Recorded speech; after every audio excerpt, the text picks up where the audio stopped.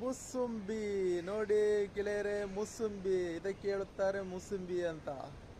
ಇದನ್ನು ತಿನ್ಬೇಕಾದ್ರೆ ಇದರ ಮೇಲಿನ ಸಿಪ್ಪೆಯನ್ನು ತೆಗೆಯಬೇಕು. ಏನನ್ನು ತೆಗಿಬೇಕು? ಸಿಪ್ಪೆಯನ್ನು ತೆಗೆಯಬೇಕು.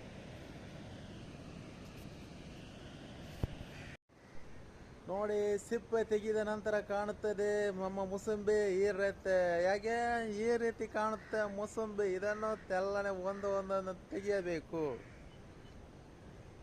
ಹೇಗೆ ತೆಗೆಯಬೇಕು?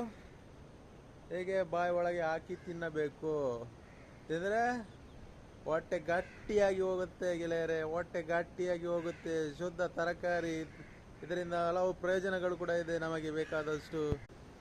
ಎಲ್ಲಿ ಹೋಯ್ತಾ ಮುಸುಂಬಿ? ಮುಸುಂಬಿ ಇಲ್ಲದ ಮೇಲೆ, ಮುಸುಂಬಿ ಇಲ್ಲದ ಮೇಲೆ ನಾವು ಹೇಗೆ ತಿನ್ನುವುದು ಈ ಮುಸುಂಬಿಯನ್ನ? ಮುಸುಂಬಿ ಖಾಲಿಯಾಗಿ ಹೋಯ್ತು ಗೆಳೆಯರೆ, ಖಾಲಿಯಾಗಿ ಹೋಯ್ತು ಗೆಳೆಯರೆ, ಮುಸುಂಬಿ ಖಾಲಿಯಾಗಿ ಹೋಯ್ತು ಗೆಳೆಯರೆ.